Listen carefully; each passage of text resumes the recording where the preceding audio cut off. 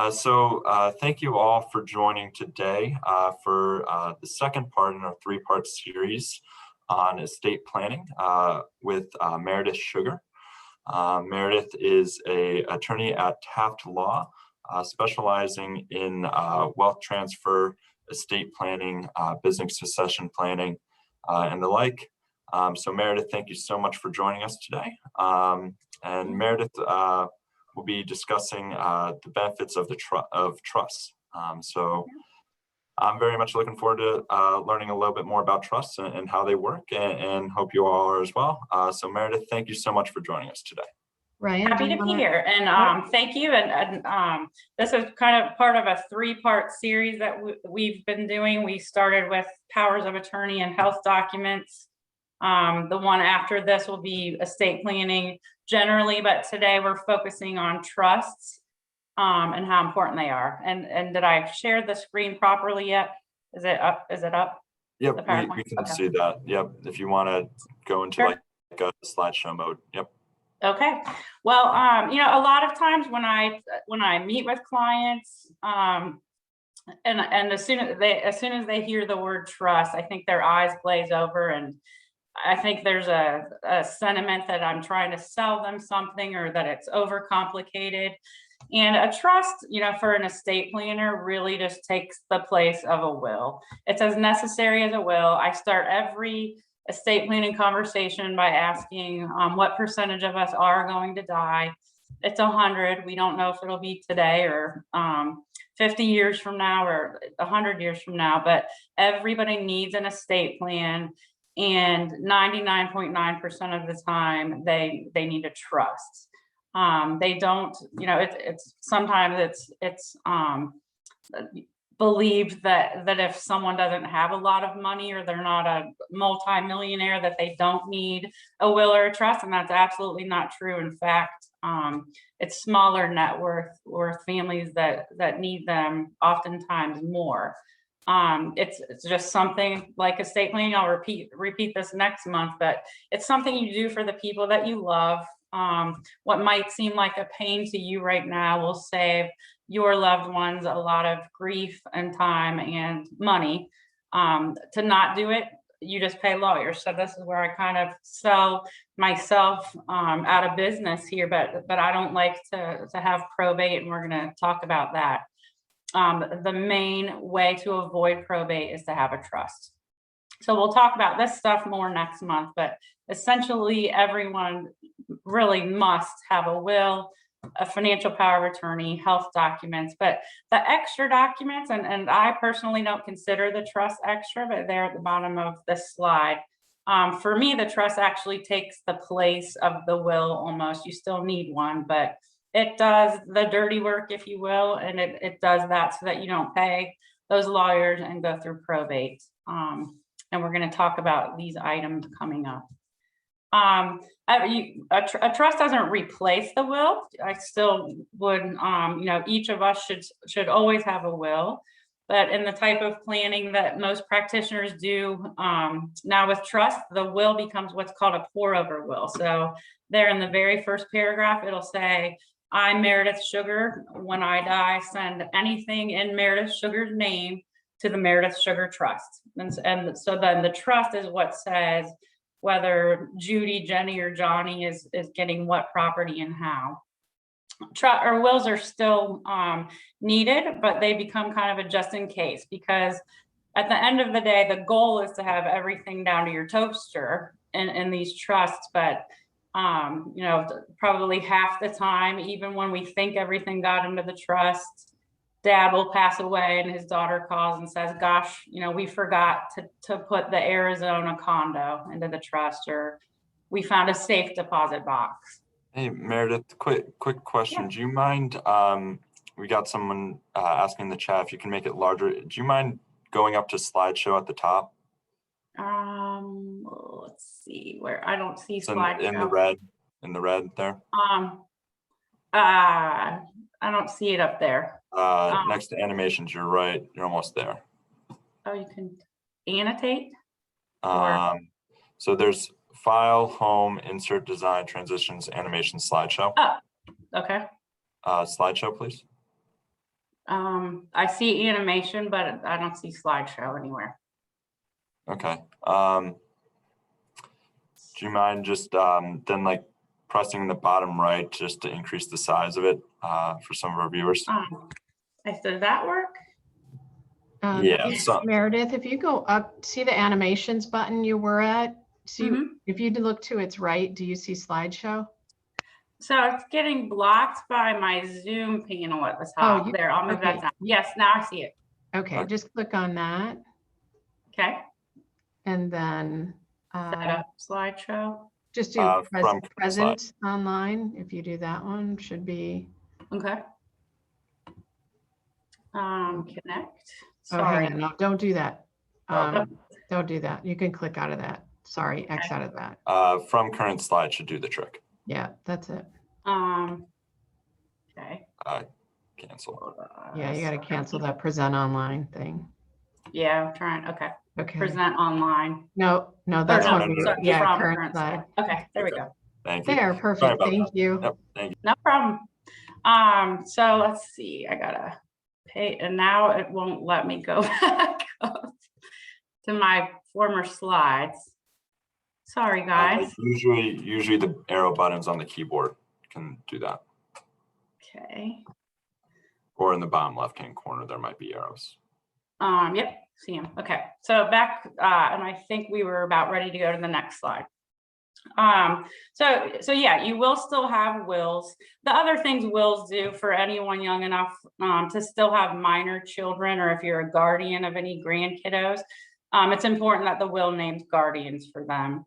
And your will should still name an executor. Normally that person's the same as the trustee that we're going to talk about, but that person would just oversee anything passing through a will, with the hope being that nothing is passing through the will. Because if it's got to go through the will to get to your trust, and then it's got to go through probate.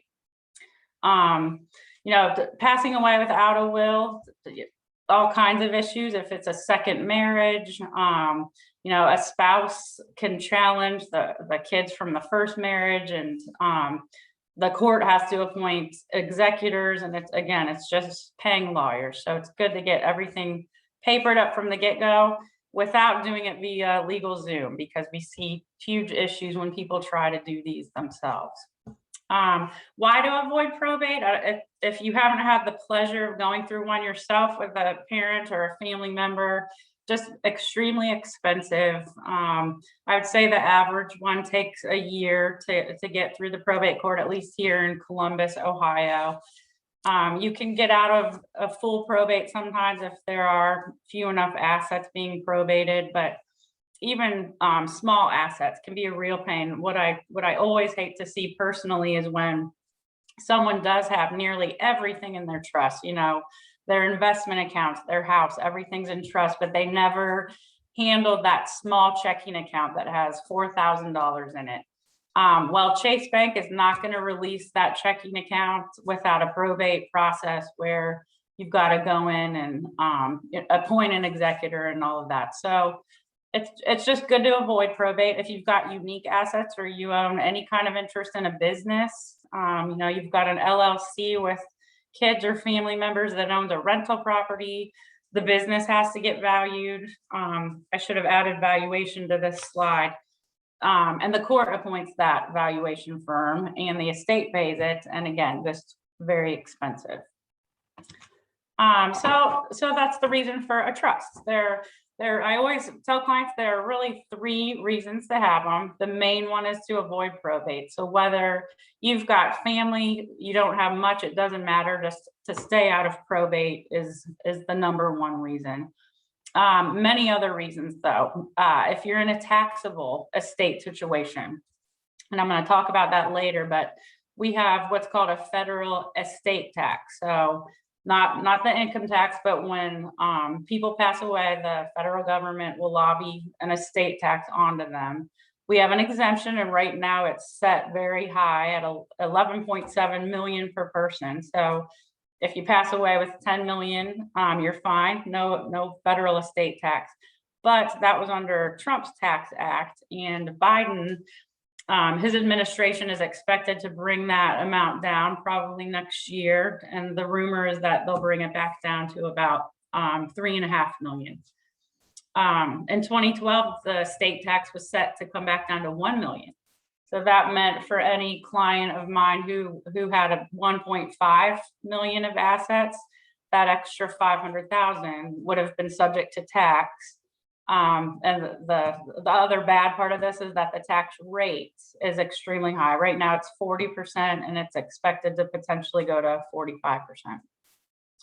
But then a third great reason that can run the gamut on why to have a trust is just to provide for minors. I have minor children. If I get hit by a bus, I don't want my currently 17-year-old getting assets at the age of 18. He's a little bit ornery. So, my trust, for example, says, it's there for the kids, but they can't get their full withdrawal right until, say, age 25 or 30. The same can work for grandkids. So, right now you might have 3 adult children who are all 45 years old and great with money. But if you're in a car accident with that 45-year-old and something happens to both of you, and the 45-year-old's children are taking, those grandkids are taking that share, if you don't tie up in a trust document what that age should be, those kiddos would get that share at age 18.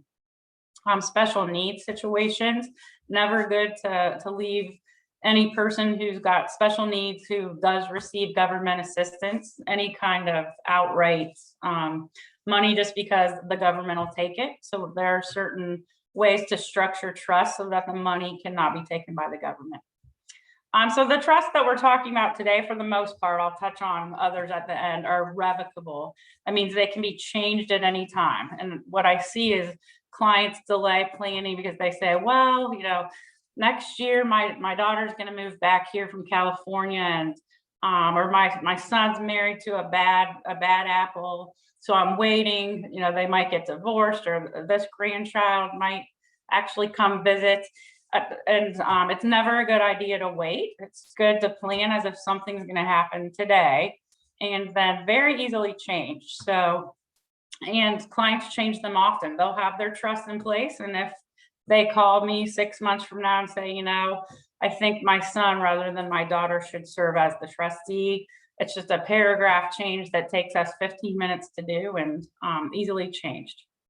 So the person who makes the trust is called the grantor. And the other main role of the trust is the trustee. So in a revocable trust, you yourself would typically be the initial trustee. So if Lynn has the Lynn Trust, she's the trustee of it. It's treated as one and the same as her.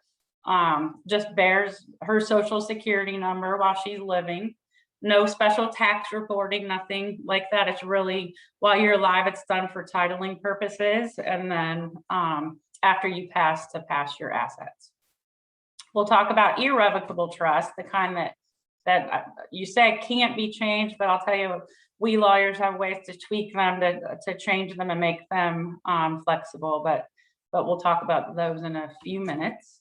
How do trusts work? They really just do what your will would have done, but they don't do it in one fell swoop like a will, like give a third here, a third there. It can be outright, or they can have whatever terms you want. I've seen a little bit of everything. I had one where our law firm had to serve as the trustee, and they said my grandson can't have his share until he stops smoking marijuana.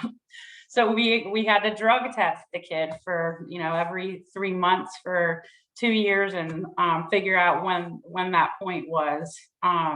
You can set certain ages, certain parameters. Sometimes people will put funds into a trust and the children can have access for their needs. That main standard, we call it the HEM standard, for their health, education, maintenance, and support. But sometimes the kids don't have a outright time where they can withdraw. It's kept in trust for their lifetimes and then held for grandkids. And we see that often if you've got a child that you don't feel is great with money, but you want to benefit them equally to their siblings, and their share might be held in trust with a trustee overseeing it and making sure everything's handled properly. but not ever outright distribute it to them. Let's see. Usually, most trusts, the typical obviously would be give it to my 3 kids equally, whether it's certain ages or right out of the gate.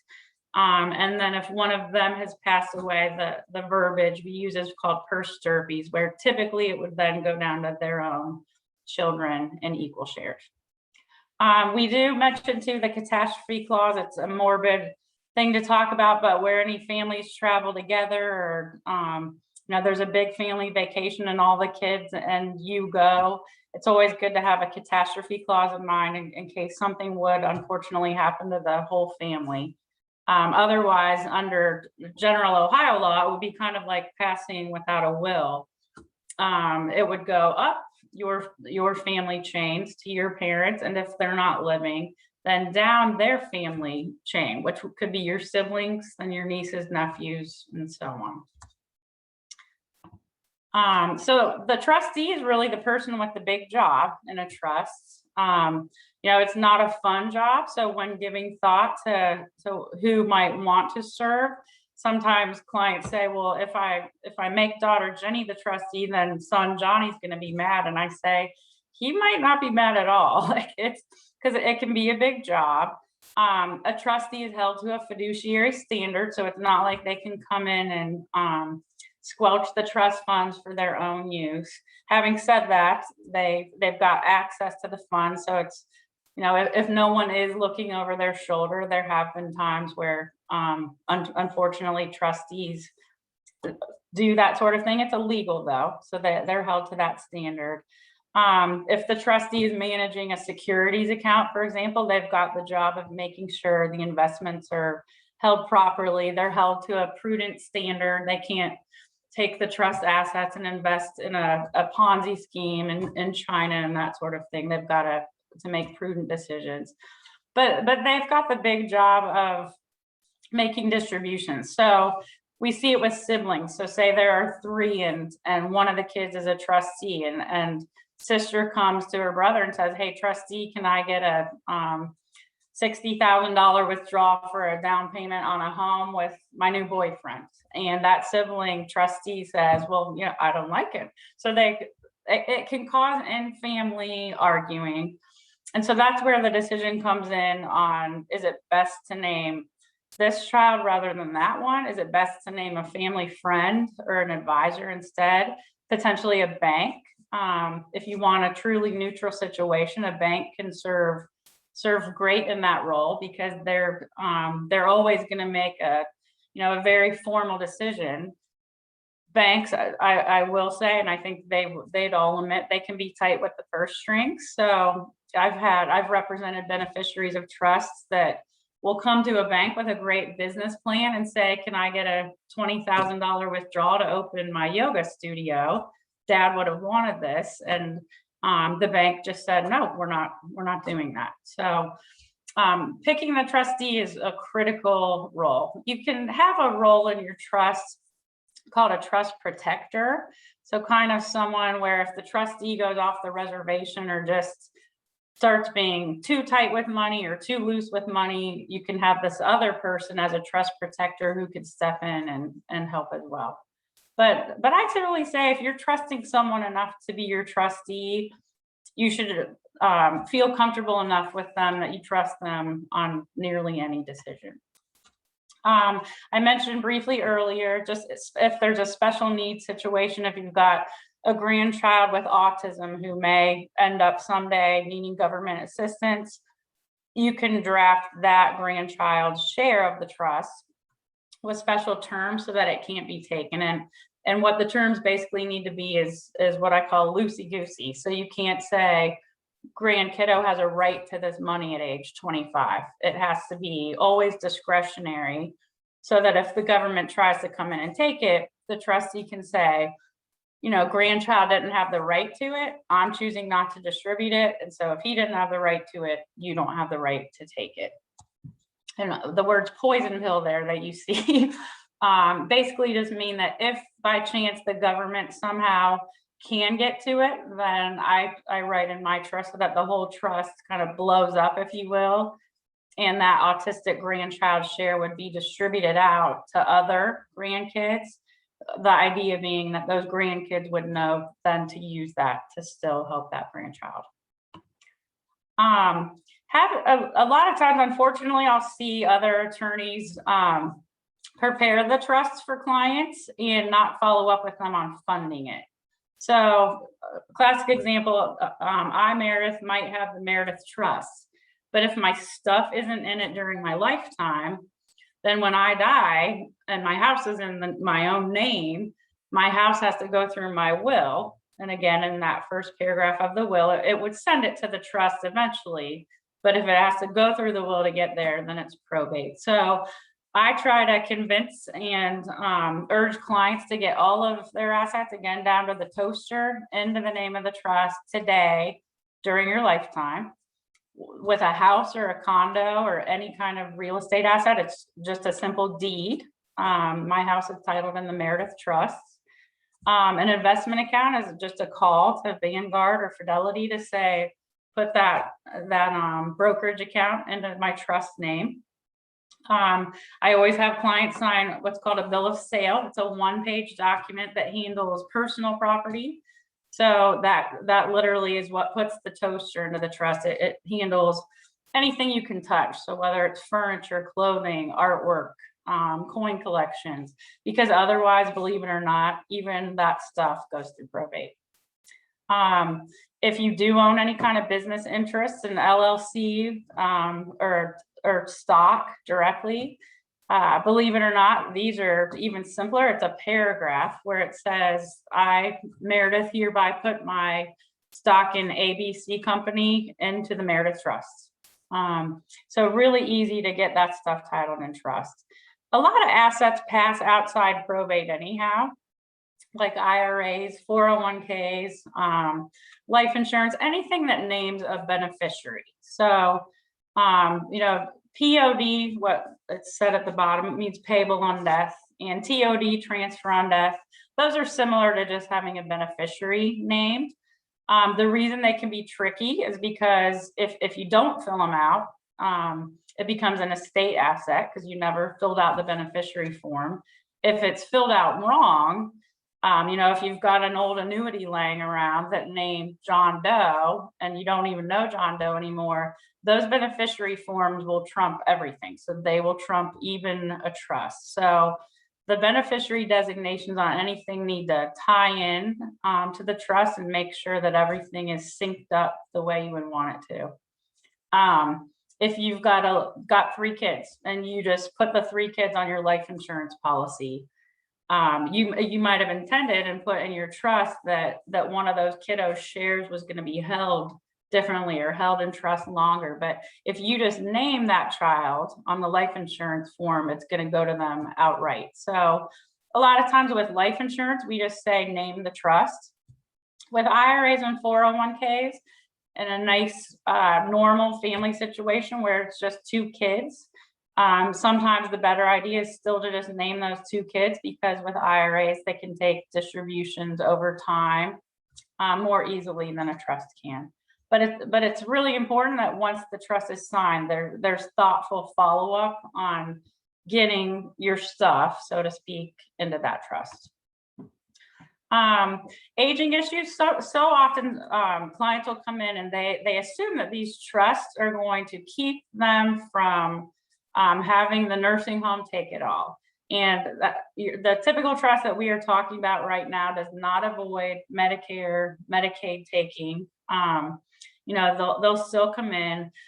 Clients always come in and say, well, I'm going to give everything to my kids, and that way they can check me into this nursing home and nothing's going to be taken. But there is now a 5-year look back period where, you know, if you give things away and you make it another 6 years before you're in an assisted living type of situation where Medicare and Medicaid are involved, you're home free. But if it's within 5 years, you're not, because they'll go back and look back at it, if you will.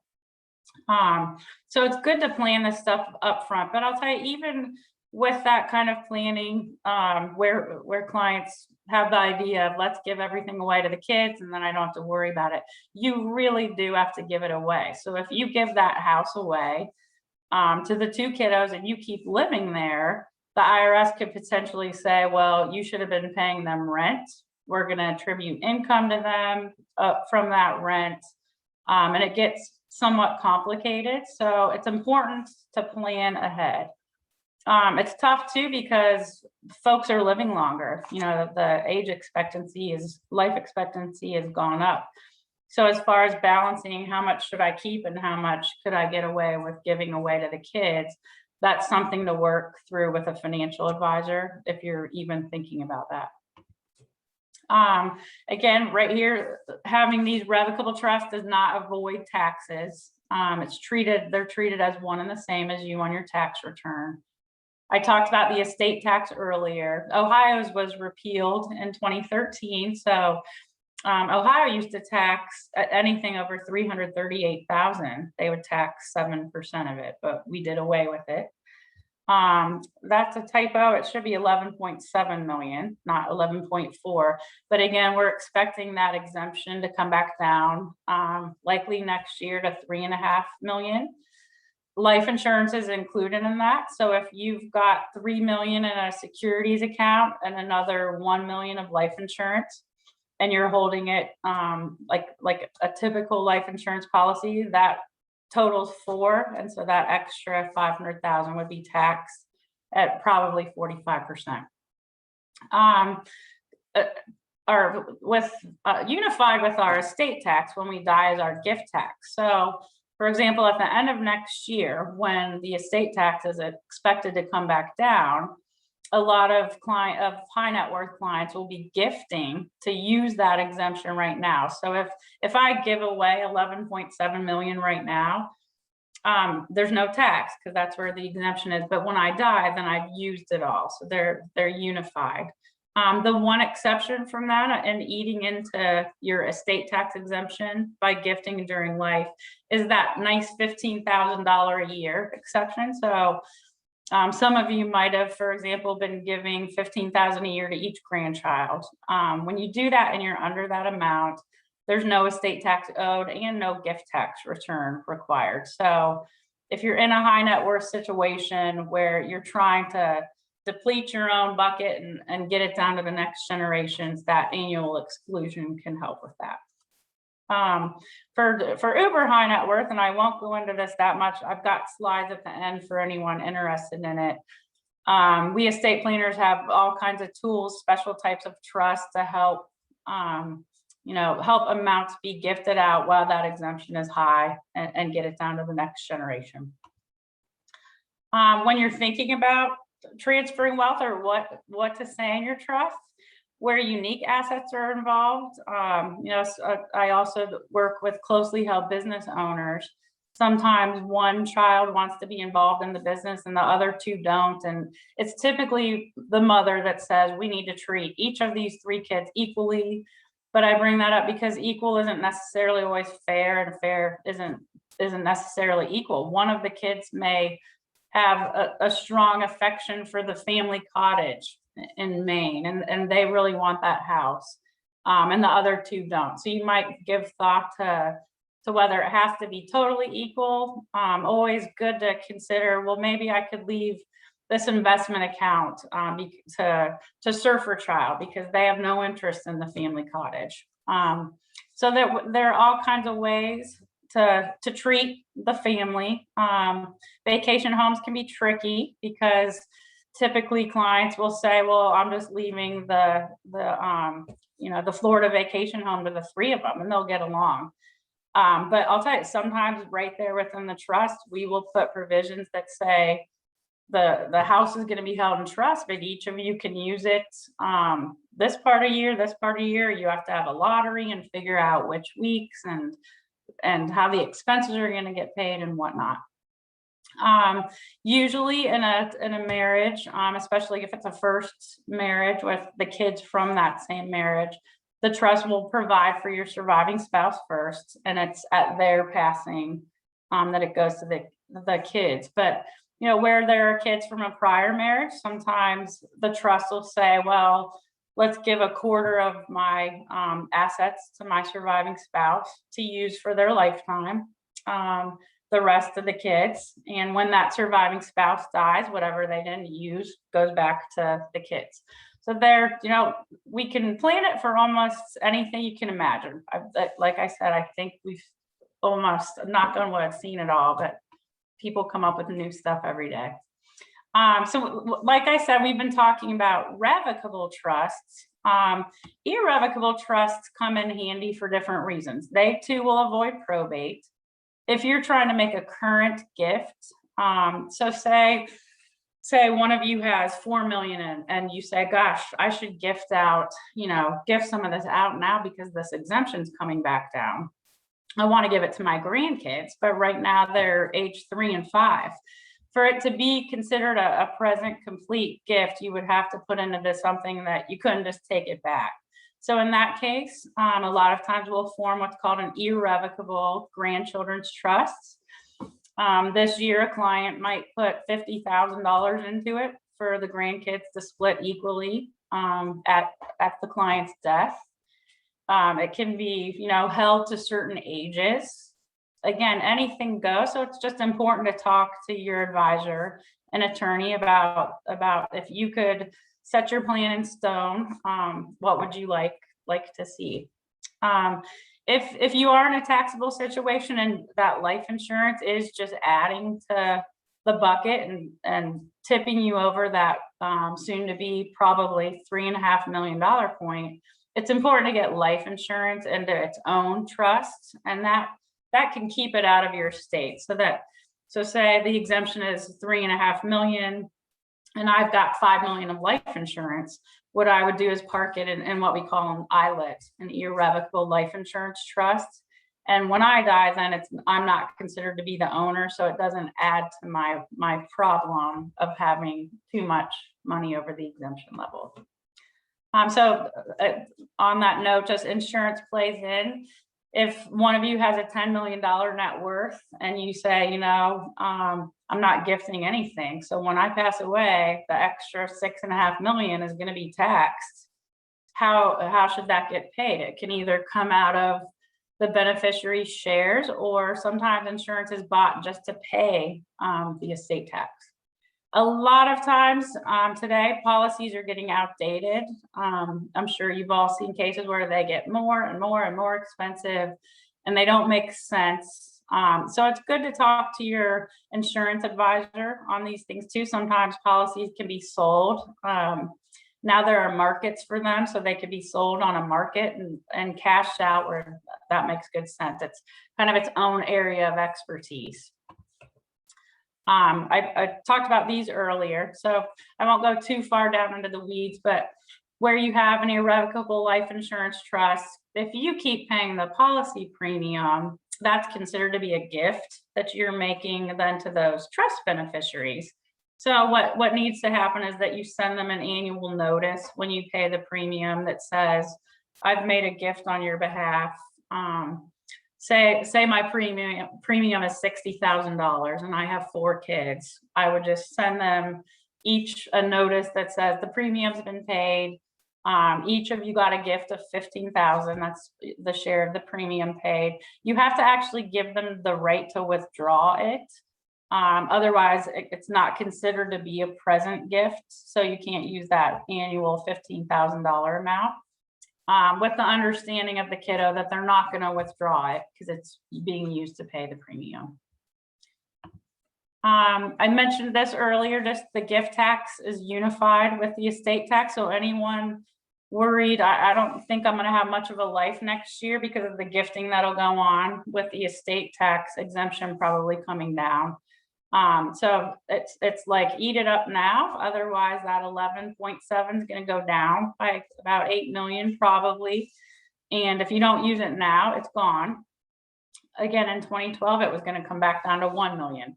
So we never know. It's changed. The exemption amount has changed 80 times in the last 120 years that we've had the tax. So it's good to just keep apprised of it. Talk to your accountants, your attorneys on what's going on. we've talked about a lot of this. Gifting can be done in all sorts of ways. It can be a check at the end of the year at Christmas. Sometimes it's a percentage interest in a vacation home. Sometimes it's a share of a company that you own, whether it's a voting or a non-voting share. A lot of times the business owner says, I'm ready to start gifting equity and start giving the kids interest in the company so that they get the distributions, but I still want control. So control with business owners is always a big thing. So in those cases, we can separate and have voting and non-voting interests and pass down. One time we gave gifts of interest in oil and gas in a farm. So you can use gifting if you're in that type of mindset or have a concern about the estate tax. We mentioned this earlier. If you want to give those grandkids the $15,000 a year and start depleting your own estate, but they're not old enough or they're not ready, you just make that gift to a trust for their benefit. These last few slides are for high net worth clients that use these special trusts. So where that's the situation, a lot of times the trust that'll be formed it can be formed as what's called a grantor or a non-grantor. So if you want to gift to a trust but still keep paying the tax on the income yourself, they can be structured that way. And I'll briefly touch on the GST tax. A long time ago, a high net worth client said, well, I've got $100 million. I'm going to give each of my kids 50 million, but the exemption might only be 3.5. So those kids are just going to end up with the same estate tax issue that dad had. So the person said, well, I'm just going to give it straight to the grandkids then, so that the IRS can't get it at that level. And the IRS said, no.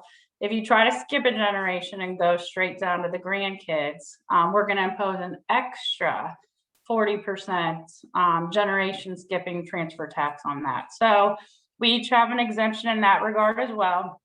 Historically, it's always been equal to the estate tax exemption.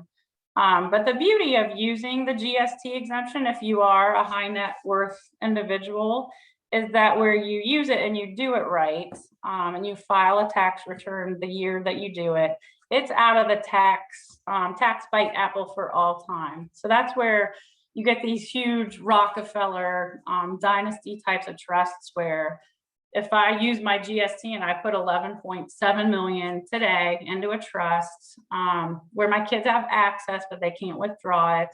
And same with my grandkids, it's always there for their health, maintenance, education. It's out of the tax bite for all time. So that's a great way to plan.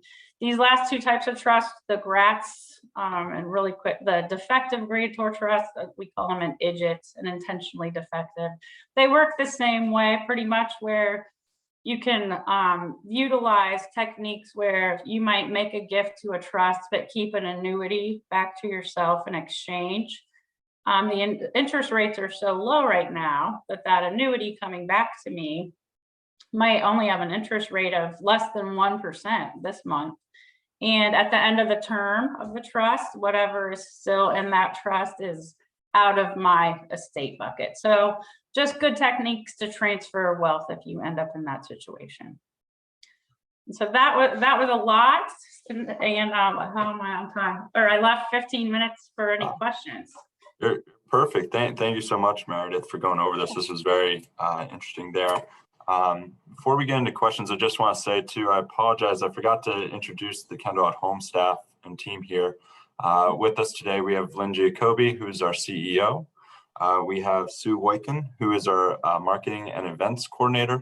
And then I'm Ryan Anderson. I'm our outreach manager here at Kendal at Home. And I'll even throw in contact information for me. I know Meredith put in hers up as well. There's mine in there in the chat. If you have any questions post-event or anything at all. One question that did get brought up too is, will this be available after? We will be posting this onto our YouTube page. So you can go to Kendal at Home on YouTube, search that in, and it will be up there give it maybe 24 hours or a couple hours, and it will be up on there.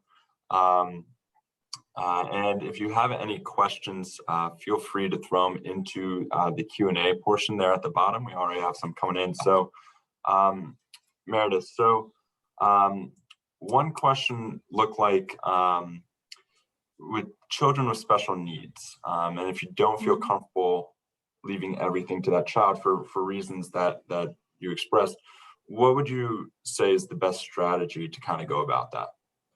So it really depends on the special needs. Where there's if that child gets any type of government assistance or even might in the future, it's critical that you don't leave them assets outright or directly. So in that trust, and it looks like you say you have just one child, but even if you had three, you might treat the two where they can withdraw it. But the special needs child, you would want their share to be held just with the trustee having discretion to distribute to them.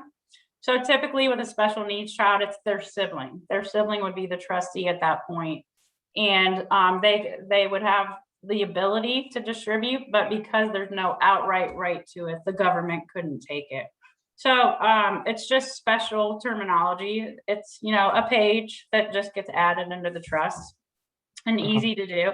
The critical thing with a special needs child, again, is you want someone who's going to outlive you, because usually it's mom and dad taking care of that child. So it's good to have a sibling, and then eventually maybe even a niece, nephew, someone who's going to live as long as the special needs child to take care of him or her. Perfect. So, and two questions kind of came in revolving around taxes. So one was, does the 40% tax apply to bulletproof operating trusts as well? And the other one was in regards to, if you put in your assets into a trust, would that decrease your tax rate because they're not technically your assets at this point in time? Right. So the 40% tax applying to bulletproof operating trusts, the types of trusts we talked about at the beginning were just revocable. They were there to avoid probate and to set out your plan similar to what your will would do. So no, nothing in those types of trusts would avoid that tax. The tax applies if you're over to what is over the exemption amount. So the revocable standard trust would not bulletproof that. Now, if you're in a taxable range, not only would you have the revocable trust, but you can do other techniques as well to gift and get those out. Those trusts would have to be irrevocable. They would have to be given away. You can't have access. We've got some sneaky techniques where that's called a spousal limited access trust, where two high net worth spouses could set up trusts where they themselves couldn't have access, but their spouse could still have a little bit. So that can give clients peace of mind. But for the most part, irrevocable trust, you've got to give it away and have it meet that exemption level to not be subject to the tax. And so two questions kind of came in regarding trustees and the selection process with that. One asks whether you recommend using a lawyer as a trustee rather than your children in this case. And the other was asking about is it important to work with the trustee before your death to potentially even prevent more taxes being applied to it after? Yeah, so the trustee is the most important role. So there are families that come in and say, I've got 3 kids, they're perfectly great citizens. One of them happens to be an investment banker. I'm going to give them their shares outright as long as they've reached age 40. And in that case, I say, it might make sense, just let's name investment banker as the trustee. He's going to distribute it out pretty quickly, and it'll be said and done. If sometimes clients will come in and say, well, I've got 3 kids, I want them to be co-trustees.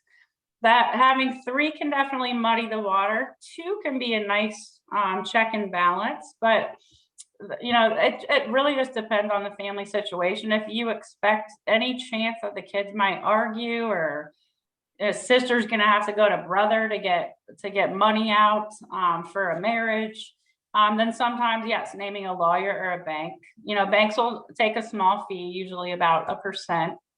But sometimes it's worth it to keep the family fighting. So each situation is different, but all of those options should be considered, whether it's the kids, a family friend, a bank, an attorney, an accountant, to act as trustee. Mm-hmm. And not sure how, it seems to be specific here, but in terms of one individual is saying that they have an amount in an investment firm locked away that would then be payable to direct beneficiaries, but also to their revocable trust upon death. Would that be a strategy you would recommend to it? Would you recommend that they look more into trust, look more into keeping that investment account? How would you kind of look at that? So it depends on the amount. So say I had $1 million in an investment account and 3 kids who are in their mid-20s. I might say, and if you've got a beneficiary form on anything, it's going to trump everything. So I might have a beneficiary form in that case that says, 50% of that, I feel comfortable, give it to the 3 kids in third. So they're each going to get 1.6 or $160,000. I might say, but put the other $500,000 into the trust. Let's keep that till they've reached age 40 or 50. So it really just depends on what you name in the beneficiary form. If you want it all to just flow through your trust percentage or scenario, then you just make the trust the beneficiary of that investment account. Yeah. And it seems to be a yes or no question here. Can retail bankers open irrevocable trusts? When you say open, so what the person who opens a trust is the creator, the grantor. But bankers act as trustee all the time. They hold trust accounts. They set them up, hold the funds. So yeah, they're very involved.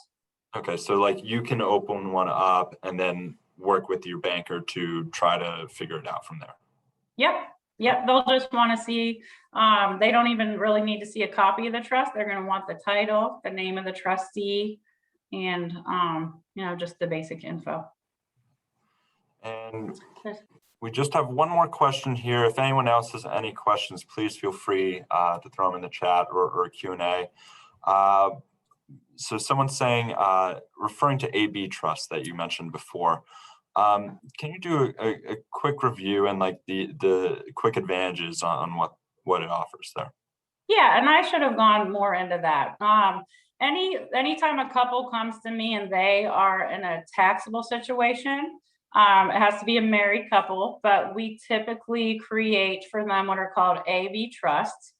So classic example, if you take next year where the exemption is probably going to be $3.5 million. Couple comes to me and they have 10 million together. What we do is, because together they would have 7 million, 3.5 for each of them. What we do is form for each of them what are called AB trusts. They mirror each other, so they say the exact same thing, usually.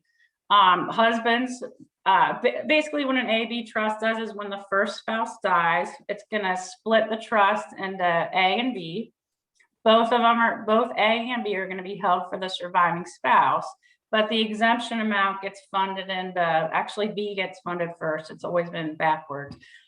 B will get funded with whatever the exemption amount is that year. And because we never know what it is and it changes, and we don't want to call clients back in every year to change these. So B is going to get funded with that exemption amount. A gets funded with the rest. There's never any tax at the first death in a married couple because there's an unlimited marital exemption. But at the second death, then the IRS will look at the surviving spouse and they'll say, well, that when first spouse died, their $3.5 million funded the B trust, and we're not going to include that in surviving spouse's estate. So what it does is shelter and make sure that both persons of the couple get to fully use their exemption. Mm-hmm. And so what is the difference between having an investment account with held in the name of the trust versus payable on death to a trust? So there's really not one. It's a great question. With an investment account, it's just as easy to just title them in trust, but a payable on death works the same way. It's just that at that death, then the trustee needs to go and say, here's proof that dad died. Let's move it in now. But to just title it in the trust name right now, it's already in the trust. So it's a little bit simpler. And so there are often retirement accounts, 401k, 401b, that specify a beneficiary after. Would you recommend having it be directly to a child or family member, or put into a trust? Or So, just not? yeah, great question. So when I said title everything in trust, the only animal that's a little bit different is these retirement accounts. If you title it directly into the name of the trust, typically the trust is going to take out one lump sum. Whereas with an IRA, for example, if you name 2 kids, they can do those RMD, required minimum distributions, over time. So it depends on the amount of the account and whether it's worth it. And whether you need that flow to the trust. So if one of those kids is special needs, you're going to want their share going through the trust to be safe. So it's different in each case, but in a normal, I always say nice, normal family situation, 2 kids equally, it's typically safe to just name each of the 2 kids as an IRA 401b beneficiary, because those are non-probate assets anyhow. And so, Meredith, I know you are based in Columbus. Someone was asking, they're in Massachusetts. Do you work with people out of state? Does Taft have offices in Massachusetts where you can get in touch with? We don't have an office there, but we've got 640 lawyers. So usually one of my law partners will be titled.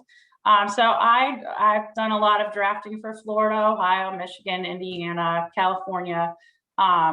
They're typically the exact same as Ohio. We like to have someone licensed in that state sign off. So usually one of my law partners will kind of bless it, but trusts are portable state to state, but state-wise, the documents that are important to have someone licensed there take a look are the will and health documents. But yes, we draft for other states. Yeah. Okay, perfect. So, and for any attendee that would like to get in touch with Meredith on that, I put Meredith's email back in the chat. I know she had it at the end of her presentation. But if there's any other questions, I don't see any right now. But again, feel free to reach out to either Meredith or myself if you have any questions after, either on TAF law, estates, trusts, etc., or Kendal at Home. And Meredith, thank you so much for joining us today, and thank you to all our attendees for joining today. This will be going up on our YouTube page, so feel free to review it later if you have any questions. Okay, thank you, everybody. Thank you. Bye.